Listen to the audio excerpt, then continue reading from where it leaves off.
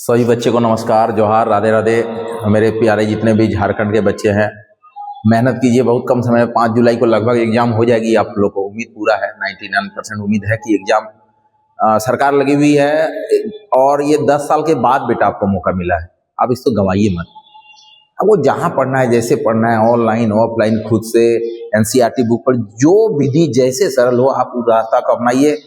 और समय बहुत कम है, सिलेबस लंबा है, तो ज्यादा लंबा लेंदी भागने की जरूरत आपको नहीं है। छोटा चीज में आपको बहुत अच्छा चीज मिल जाए, छोटा मेहनत में ज्यादा सफलता मिल जाए, कम पढ़ें और ज्यादा दिमाग में आ जाए, वो आपको उपाय करना है। और हम इसी तर्ज पे सारा नोट्स तैयार किए हैं, एकदम छोटा छोटा नोट्स तैयार किया, साथ में उसका ऑब्जेक्टिव दे दिए हैं। मेरे नोट्स बहुत सारे बच्चों ने लिया, बहुत प्रशंसा किए, मैसेज भी किए कि सर नोट्स अब नेक्स्ट कब देंगे। 1 से 2 दिन में सारा नोट्स आपको दे देंगे। आप पूरे नोट्स पे एक साथ 1 to 5 इंस्टीट्यूट का खरीद सकते हैं। बस साइंस वाले बच्चों के लिए मुश्किल है, साइंस वाला बच्चा के लिए कॉल आया था, लेकिन उनका मुश्किल है। आप साइंस 8 नंबर का छोड़ के और सब नोट्स आप ले सकते हैं। चलते हैं, आज चलते हैं। हम कल आपको पढ़ाए थे बेटा जी आवास पढ़ाए थे, तो आवास का भाग 1 पढ़ाए थे, लेकिन आज पढ़ाएंगे भाग 2, आवास का भाग 2। आराम से, बहुत इजी ढंग से देखेंगे, आपको कहीं दिक्कत नहीं। चलते हैं आवास का भाग 2। देखिए, आवास के 2 भाग हैं। इसको स्थलीय रूप में देखेंगे, लोग स्थल पे किस तरह रहते हैं, और जल में भी बहुत सारे जीव जंतु रहते हैं। समुद्र तालाब में बहुत सारे जीव जंतु रहते हैं, अपना आवास बना के रहते हैं। स्थल में क्या क्या देखेंगे, जल का परीक्षा में उतना नहीं पूछता है, पूछेगा स्थल का ही। कल पार्ट 1 पढ़ाए थे, आज पार्ट 2 पढ़ा रहे, ध्यान दीजिएगा। स्थल में सबसे पहले देखेंगे घास स्थल, इसके बाद पर्वतीय स्थल, मरु स्थल, वन स्थल। तो घास स्थल और ये वन स्थल बहुत इंपॉर्टेंट है। इससे फिर क्वेश्चन आपको नहीं पूछेगा परीक्षा में। ये घास स्थल और वन स्थल को देखेंगे। चलते हैं घास स्थल। तो सबसे पहला जो घास स्थल पढ़ाएंगे बेटा, जो है उष्णकटिबंधीय घास स्थल। पहला स्थल है बेटा जी उष्णकटिबंधीय घास स्थल। ये कहाँ पाया जाता है? ये भूमध्य रेखा के दोनों ओर पाया जाता है। मान लीजिए ये पृथ्वी है, पृथ्वी के मध्य में जो रेखा है, इसको भूमध्य रेखा बोलते हैं, इसको भूमध्य रेखा, या फिर इसका दूसरा नाम है बेटा विषुवत रेखा। इसके दोनों साइड जो वन पाई जाती है ना, उसको बोलते हैं उष्णकटिबंधीय वन। यहाँ सालों भर गर्मी रहती है, भूमध्य रेखा के एकदम सालों भर गर्मी रहती है, सालों भर धूप पड़ती है, तेज बारिश भी होती रहती है, तो उष्णकटिबंधीय बोलते हैं, उष्णकटिबंधीय घास स्थल बोलते हैं। यह भूमध्य रेखा के दोनों ओर पाई जाती है। बहुत लंबा लंबा घास रहता है। यहाँ पे कौन कौन से जानवर रहते हैं? हाथी, जेबरा, जिराफ, सिंह, तेंदुआ, ये सब रहते हैं। तो परीक्षा में पूछेगा उष्णकटिबंधीय घास स्थल कहाँ रहता है? भूमध्य सागर के दोनों ओर। लेकिन बात है उष्णकटिबंधीय घास स्थल का नामकरण, ये जानना आपको जरूरी है। ये 4 लिखे हैं, इसी से परीक्षा में आ जाएगा। उष्णकटिबंधीय घास स्थल कौन कौन है? पहला है सवाना, ये अफ्रीका में है। ये गर्म स्थल, ये उष्णकटिबंधीय गर्म घास स्थल है। फिर है कंपोज, ये ब्राजील में है, ध्यान दीजिएगा। फिर है लानोस, ये वेनेजुएला में है। फिर क्या पार्कलैंड, अफ्रीका में है। आप इस तरह ना भूल जाइएगा, हम ट्रिक बना दिए। ट्रिक क्या है, यहाँ ध्यान देंगे। उसने कंस पाला, उसने कंस पाला, यानी उष्णकटिबंधीय घास, उससे होगा उसने, उससे होगा उसने। अब देखिए, क से ध्यान दीजिए, क से हो गया कंपोज, सौ से हो गया सवाना, पा से हो गया पार्कलैंड, अल्लाह से हो गया लानोस। तो ट्रिक से याद रखिएगा, उसने कंस पाला, उसने से तो उष्ण हो गया। परीक्षा में पूछता है निम्नलिखित कौन सा उष्णकटिबंधीय घास स्थल है, तो आपको कंफ्यूजन होगा, लेकिन आप याद रखिए उसने कंस पाला, उससे, उसने से हो गया उष्ण, क से हो गया कंपोज, सा से हो गया समाना, पार से हो गया पार्कलैंड, आला से लानोस। याद रखिएगा, सबका याद रख लिए। सवाना अफ्रीका में, कंपोज ब्राजील में, लानोस वेनेजुएला में, और पार्कलैंड अफ्रीका में बेटा जी। आप याद रखिएगा, बहुत इंपॉर्टेंट है। अब चलते हैं शीतोष्ण कटिबंधीय घास स्थल। शीतोष्ण कटिबंधीय घास स्थल, इसमें भी 3-4 देख लीजिए आप। प्रियरी यूएसए में है, प्रियरी शीतोष्ण है। देखिए उष्ण 4 है, सवाना, कंपोज, लानोस, पार्कलैंड, और सब है, लेकिन जो परीक्षा में पूछेगा हम उतने लिखे, ज्यादा लंबा चौड़ा जाने की जरूरत नहीं है आपको। प्रियरी यूएसए में है, पंपास अर्जेंटीना में पाई जाती है, वेल्ड साउथ अफ्रीका में है, और डाउन्स ऑस्ट्रेलिया में। इसको हम ट्रिक से देखेंगे। देखिए कैसे, आप समझिएगा, अभी युद्ध हुआ था अमेरिका ईरान का, हुआ हाल फिलहाल में युद्ध हुआ, हार्मुज जल संधि के लेकर बहुत सारी समस्याएं हुई। तो प्रियरी यूएसए के लोग हमेशा प्रे करते रहते हैं, हे भगवान हम लोग शांति से रहे। तो यूएसए के लोग क्या कहते हैं? प्रे करते थे। आप जोड़ लीजिए, यूएसए प्रियरी हो जाएगा। अब देखिए, अब थोड़ा देखिएगा, पंपास, तो आप समझिए टीना पास हो गई, टीना नाम की लड़की है ना, वो पास हो गई, तो पंपास अर्जेंटीना याद हो गया, टीना पास यानी कंपास हो गया, टीना पास, पंपास हो गया अर्जेंटीना। देखिएगा, थोड़ा देखिएगा, साउथ अफ्रीका के घास का स्थल, शीतोष्ण घास का स्थल, वो वेल्ड कहते हैं। साउथ अफ्रीका के शीतोष्ण घास का स्थल को वेल्ड कहते हैं। तो साउथ अफ्रीका का बॉलर सब ना पूरा द बोल्ड कर देता है, एकदम खतरनाक सा बॉलर है, बोल्ड कर देता है। तो वेल्ड से साउथ अफ्रीका हो गया, याद रखिए। और डाउन्स ऑस्ट्रेलिया। तो आप देखिएगा जब ये महादेश को पढ़िएगा, ये हो गया उत्तरी अमेरिका, दक्षिण अमेरिका, ये हो गया यूरोप, ये हो गया एशिया, यहाँ भारत है, ये अफ्रीका है, यहाँ ऑस्ट्रेलिया है। तो ऑस्ट्रेलिया सबसे डाउन में है, तो ये डाउन्स मतलब ऑस्ट्रेलिया। ट्रिक बता रहे हैं, ऐसा कोई बात नहीं है, ट्रिक बता रहे हैं। तो डाउन्स में क्या हो गया, ऑस्ट्रेलिया हो गया। चलते हैं पर्वतीय स्थल देखते हैं बेटा जी। पर्वतीय स्थल में है शिमला है, मनाली है, नैनीताल है पर्वतीय स्थल में। तो शिमला मनाली आप जानबे करते हैं हिमाचल प्रदेश में, नैनीताल उत्तराखंड में पाया जाता है। मरुस्थल में रेगिस्तान में 50 डिग्री से अधिक सेल्सियस तापमान होती है, तो वहां मुख्य रूप से नागफनी और कैक्टस पौधे उगते हैं। वन स्थल देखते हैं, सबसे इंपॉर्टेंट है वन स्थल। 5 प्रकार के हैं, अभी देखेंगे वन स्थल को, थोड़ा देखते हैं। चलते हैं, इसको मिटाते हैं, थोड़ा सा ध्यान दीजिएगा। तो सवाना कौन सी घास स्थल था, आप लोग को बोलना है बेटा जी। सवाना उष्ण कैसे जाने थे हम, ट्रिक क्या बताए थे आपको, उसने कंस पाला, उसने कंस पाला, तो उसी से हो गया सवाना। उसने कौसे कंपास, पाक से पार्कलैंड, ला से लानो, सारे उष्ण कटिबंध में देते हैं। अब चलते हैं वर्षा वन को देख लेते हैं, सॉरी वन स्थल। पहला है उष्णकटिबंधीय,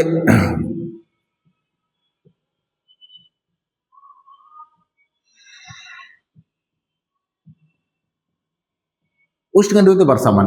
खासियत देखिए, भूमध्य रेखा के आर पार इतनी गर्मी पड़ती है, जबरदस्त गर्मी पड़ती है, और गर्मी पड़ती है उतना ही मूसलाधार बारिश होती है।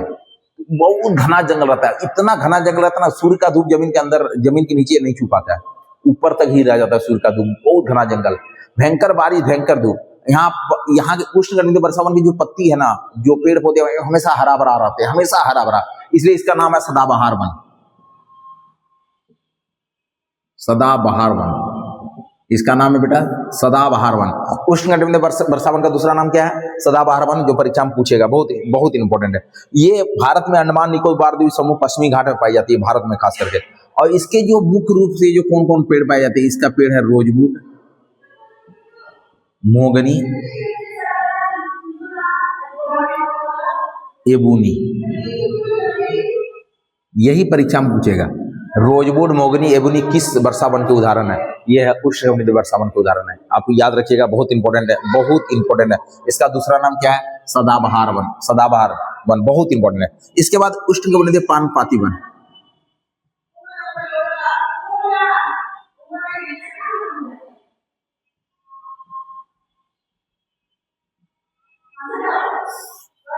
उष्णकटिबंधीय पर्णपाती वन को आर्द्र पर्णपाती वन बोलते हैं। ये वन का खासियत, ये सबसे ज्यादा झारखंड में पाई जाती है, झारखंड में, याद रखिएगा। झारखंड में किस तरह की वन पाई जाती है, परीक्षा में पूछ सकता है। आप कहीं झारखंड का टेट देने जा रहे हैं, उष्णकटिबंधीय पर्णपाती वन या आर्द्र पर्णपाती वन है। इसमें आम, साल, शीशम, महुआ, आम, साल, सागवान, शीशम, महुआ, याद रखिएगा। पहला उष्णकटिबंधीय वर्षा वन या सदाबहार वन के उदाहरण है रोजवुड, मोगनी, एबूनी।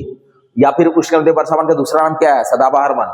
उष्णकटिबंधीय पर्णपाती वन कहाँ पाई जाएगी, झारखंड में। आम, साल, सागवान, शीशम, महुआ, जितने भी प्रकार के आप पेड़ देखें सब उष्णकटिबंधीय, बहुत इंपॉर्टेंट है। बरगद भी आ जाएगा। तीसरा नंबर है कटेली झाड़ी वाला, कटेली झाड़ियों वाला वन।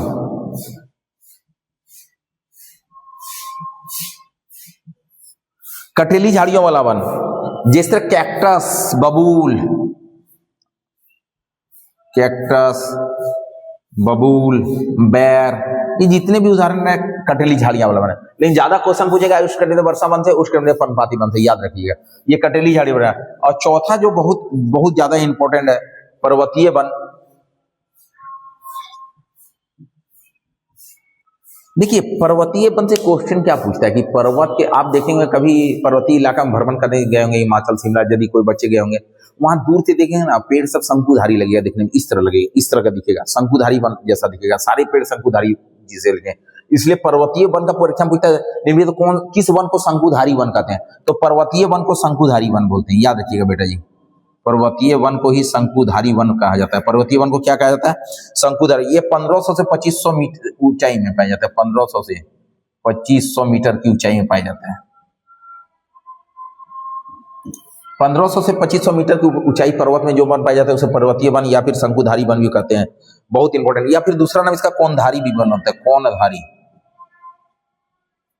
कौनधारी वन भी बोला जाता है, बहुत इंपॉर्टेंट है। अब जो 5वां नंबर है इसका मैंग्रोव वन।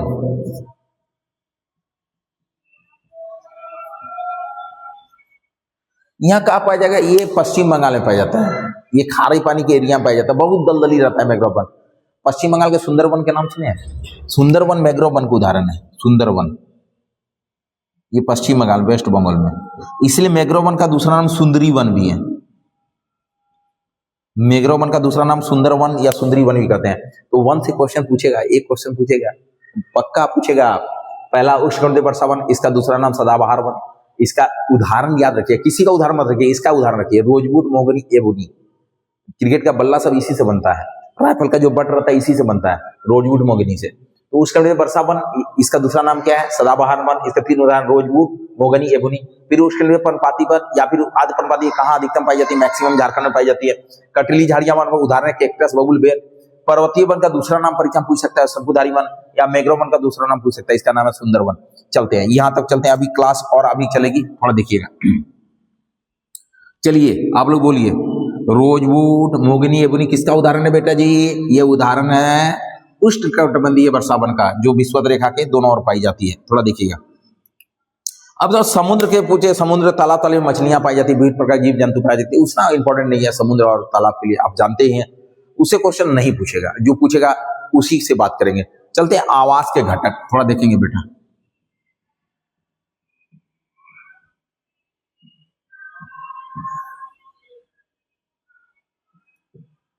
एक है जैव घटक, दूसरा अजैव घटक।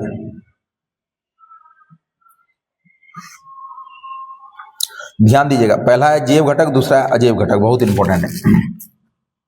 देखिएगा, जैव घटक अजैव घटक से क्वेश्चन पूछता है। अजैव घटक का दूसरा नाम भौतिक घटक भी है, भौतिक घटक बोल सकते हैं, कहीं कोई दिक्कत नहीं है, बहुत है।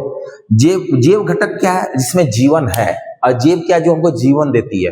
अब आपको जीवन कौन देती है बताइए? अब जिस तरह हम आदमी हो गए तो हम जैव घटक, पशु पक्षी जैव घटक में आ जाएगा, लेकिन हमको जो जीवन देती है, सूर्य का धूप हमको जीवन दे रही है, पानी हमको जीवन दे रही है, ऑक्सीजन हमको जीवन दे रही है, भले उसमें जान है या नहीं उसे मतलब नहीं है, लेकिन जो हमको जान दे रही है, जो हमको जीवन दे रही है, उसको अजैव घटक बोलेंगे। आज जिसको खुद में जीवन हो, जैव घटक हो जाएगा, बहुत इंपॉर्टेंट है। तो जिस तरह इसका अजैव घटक, सूर्य का धूप उदाहरण हो जाएगा, सूर्य का धूप, जलवायु, प्रोटीन, कार्बोहाइड्रेट,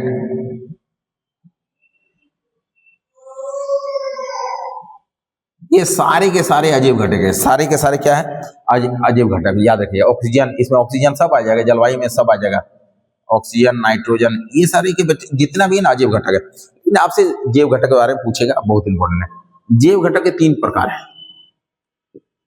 पहला उत्पादक, फिर उपभोक्ता, फिर है बेटा जी अपघटक। उत्पादक, उपभोक्ता, अपघटक। जैव घटक के मूल रूप से 3, जैव घटक के परीक्षा में प्रकार पूछ सकता है, कितने प्रकार? 3 प्रकार, उत्पादक, उपभोक्ता और अपघटक। उत्पादक का एकमात्र उदाहरण हरे पेड़ पौधे, आप याद रखिएगा, हरे पेड़ पौधे याद रखना है आपको। उपभोक्ता 3 प्रकार के पाए जाते हैं, प्राथमिक उपभोक्ता, फिर है बेटा जी द्वितीय उपभोक्ता, फिर है बाबू मेरे तृतीय उपभोक्ता। परीक्षा में इससे क्वेश्चन पूछता है। प्राथमिक उपभोक्ता शाकाहारी जीव को बोलते हैं, शाकाहारी, ये मांसाहारी जीव, आइए सर्वाहारी जीव। तो शाकाहारी जीव क्या हो जाएगा? गाय, बकरी, सब टोटल हो गया, प्राथमिक उपभोक्ता आ जाएगा। प्राथमिक उपभोक्ता, 2 चीज में आप कंफ्यूजन नहीं होना है। परीक्षा में कभी प्राथमिक उत्पादक लिख देता है तो प्राथमिक उत्पादक का आंसर हरे पेड़ पौधे होगा, उत्पादक लग जाएगा तो उसका आंसर हरे पेड़ पौधे। प्राथमिक उत्पादक लिख देता, प्राथमिक उत्पादक क्या? हरे पेड़ पौधे। लेकिन प्राथमिक उपभोक्ता में शाकाहारी जीव, जैसा गाय, बकरी हो गई शाकाहारी जीव।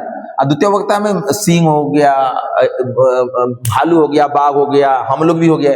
लेकिन सर्वाहारी में क्या हो गया? मनुष्य, जो दोनों खा लेता है, मनुष्य दोनों खा लेता है। यानी वो शाकाहारी, बहुत मनु शाकाहारी है, बहुत मनु मांसाहारी है। अब चलते थोड़ा, अब घटक की बात करते हैं। अब घटक को पृथ्वी का सफाई करता बोलते हैं, ये परीक्षा में क्वेश्चन पूछता है, पृथ्वी का सफाई करता कौन? पृथ्वी का सफाई करता अपघटक को बोला जाता है। इसे अपघटक कौन? जैसे बैक्टीरिया हो गया, कवक हो गया, इसको पृथ्वी का सफाई करता बोलते हैं। अब घटक देखें आप, जब मान लीजिए घर में ब्रेड ला के रख देते हैं, ब्रेड उरेड ला के दे देते हैं, तो देखिए उसमें कवक बैठ जाती है, धीरे धीरे कवक हो जाती है। तो वो बैक्टीरिया और कवक क्या करता है, धीरे मान लीजिए किसी का कोई जीव जंतु सड़ गया, रह गया जंगल में, धीरे धीरे देखिएगा वहां मिट्टी के परत बढ़ जाए, धीरे धीरे अपघटक क्या होता है, वो साफ कर देता है। इसलिए अपघटक को पृथ्वी का सफाई करता कहते हैं, बहुत इंपॉर्टेंट है। चलिए और थोड़ा सा आगे चलते हैं, आपको थोड़ा आगे की ओर ले जाते हैं, बहुत अच्छा आएगा।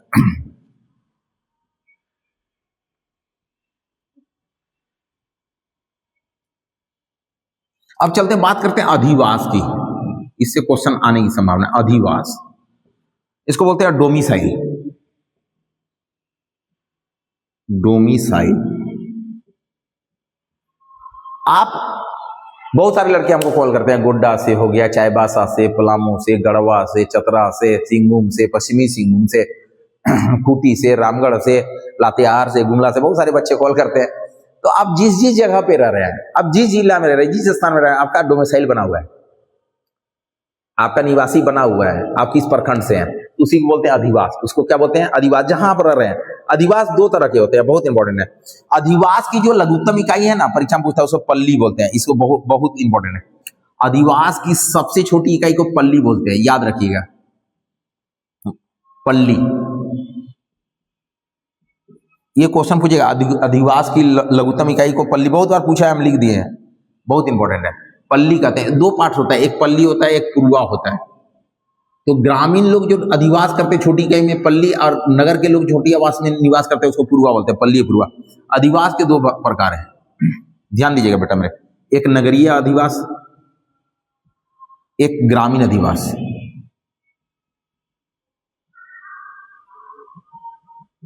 एक नगरीय अधिवास है और दूसरा ग्रामीण अधिवास। तो नगरीय अधिवास शहर में जैसे लोग रहते हैं, गांव से शहर आ गए, कोई गोड्डा जिला का गांव में रहता है, कोई गोल्ला जिला शहर में आ गया, नगरीय। देवघर का कोई गांव में रह रहा है, देवघर मूल बाजार में आ गया, हो गया नगरीय आवास हो गया। इसमें नगर, महानगर, नगर माल सब शामिल होते हैं। बहुत इंपॉर्टेंट है। नगरीय बस्ती के प्रकार देखते हैं। पहला है नगरीय पुरवा। नगरीय पुरवा से क्वेश्चन पूछता है, बहुत इंपॉर्टेंट है। यानी नगर के आवास की लघुत्तम इकाई को नगरीय पुरवा बोलते हैं। नगरीय पुरवा क्या परीक्षा में पूछ सकता है? अधिवास की लघुत्तम इकाई, छोटी इकाई, अधिवास की लघुत्तम इकाई। इसमें कम लोग रहेंगे, इसमें 150 तक लोग रहेंगे अधिवास में, इसे नगरीय पुरवा बोलते हैं। फिर नगरीय गांव, नगरीय गांव, ये 500 की आबादी रहेगी नगरीय, कम से कम 500 आबादी होना चाहिए नगरीय होगा। फिर कस्बा, 500 से 1000 की आबादी होना ही चाहिए कस्बा, कम से कम बता रहे, कम। नगर, 1 लाख आबादी होनी चाहिए नगर में, याद रखिएगा। फिर महानगर, इसमें कम से कम 10 लाख की आबादी। फिर सन नगर,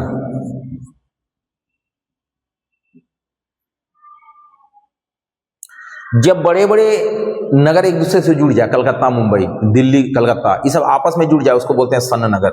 बड़े बड़े नगर, नगरीय विकास, मतलब बहुत बड़ा बड़ा नगर आपस में जुड़ गया है, नगरीय विकास।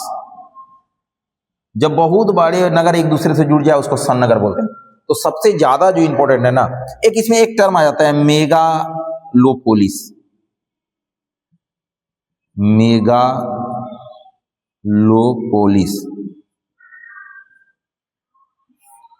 जिस नगर की जनसंख्या 50 लाख प्लस हो जाए, बहुत ही इंपॉर्टेंट है। जिस नगर की जनसंख्या 50 लाख प्लस हो जाए, उसे मेगालोपोलिस बोलते हैं। इससे भी क्वेश्चन पूछता है, जिस नगर की जनसंख्या 50 लाख से प्लस हो जाए, उसे क्या बोलते हैं? मेगालोपोलिस। इसमें क्या क्वेश्चन पूछेगा? ये क्वेश्चन पूछेगा, सन नगर से पूछता है, ये पूछ सकता है। नगर की अधिवास की सबसे छोटी इकाई क्या होगी? नगरीय पुरवा, याद रखिए, ये 50 से 100 लोगों के बीच है। अब सन नगर क्या है? नगरीय, जब बड़ा बड़ा शहर एक दूसरे से जुड़ जाए, सन नगर, याद रखिए। अब मेगापोलिस 50 लाख प्लस की आबादी को मेगापोलिस बोलते हैं, याद रखिएगा। ग्रामीण अधिवास की सबसे जो छोटी इकाई है, इससे पूछेगा ग्रामीण अधिवास का सबसे छोटे, पल्ली बोलते हैं। सबसे छोटी इकाई, सबसे छोटी इकाई, ये दोनों क्वेश्चन, ये क्वेश्चन पूछ सकता है। नगरीय अधिवास की सबसे छोटी इकाई पुरवा, और ग्रामीण अधिवास की सबसे छोटी इकाई पल्ली बोलते हैं, पल्ली बोलते हैं, याद रखिएगा, बहुत इंपॉर्टेंट है।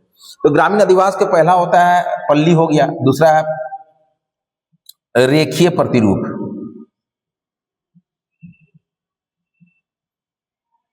तीसरा है तारा प्रतिरूप, चौथा है शू-स्ट्रिंग, चौकोर प्रतिरूप।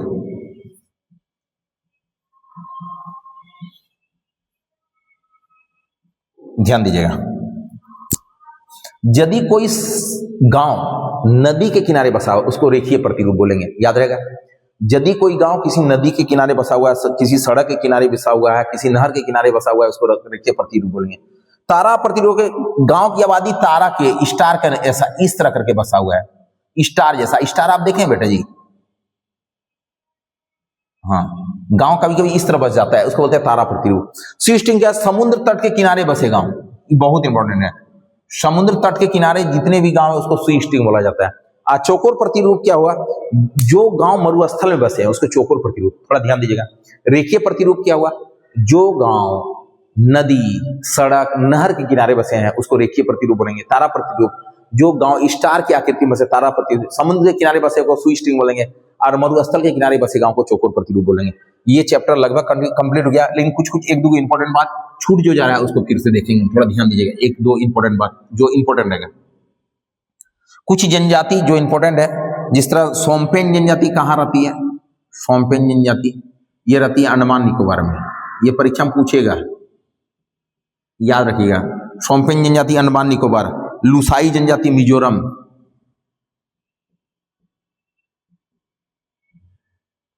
लुसाई जनजाति मिजोरम में रहती है, पूछ सकता है। चकम लेप्चा सिक्किम, बहुत इंपॉर्टेंट है। इस जनजाति का नाम बेगा मध्य प्रदेश। संथाल झारखंड, आप जानते हैं झारखंड के जितने निवास स्थल है, संथाल झारखंड जनजाति, ये पूछेगा। संथाल, उरांव, मुंडा ये सब जान लेते हैं। जिस तरह कोल भी मध्य प्रदेश। जो बच्चे नोट्स लेंगे, पर्यावरण लगभग कंप्लीट हो गया मेरा लिख के, सिर्फ पर्यावरण का शिक्षण शास्त्र बाकी है। ये बहुत इंपॉर्टेंट फैक्टर है। हम आवाज पूरी तरह से पढ़ा दिए, आप मेरा क्लास देखिए, नोट्स खरीद लीजिए, एकदम आपको ऑब्जेक्टिव भी उसमें दे दिए हैं, कहीं को दिक्कत। आपका बेटा जी एकदम हम गारंटी लेते हैं 30 में 28 कहीं नहीं जाने वाला है, आप खाली सिर्फ मेरा नोट ले लीजिए। बहुत बच्चे नोट्स की प्रशंसा की, इसलिए आपको धन्यवाद। हम मेहनत करें, सब चीज का नोट्स कंप्लीट हो गया, 1 to 5 सीट का 2 दिन और लगेगा, सब कंप्लीट हो गया, बेहतरीन। आप सिर्फ उसको पढ़ लीजिए, आपको कुछ पढ़ने की जरूरत है, हम गारंटी देते हैं 110 से 120 के बीच आराम से आ जाएगा, कहीं को पड़ेगा। बहुत सस्ता में नोट्स दे रहे हैं, आराम से आप ले लीजिए, कहीं दिक्कत नहीं है। सभी बच्चों से आग्रह होगा, कृपया चैनल को सब्सक्राइब, बहुत बच्चे देख रहे हैं सब्सक्राइब नहीं करते, चैनल को सब्सक्राइब कर दिए, मेरा प्रोत्साहन बढ़ेगा, मेरा मनोबल बढ़ेगा, और वीडियो बनाते रहेंगे। सबको धन्यवाद, नमस्कार।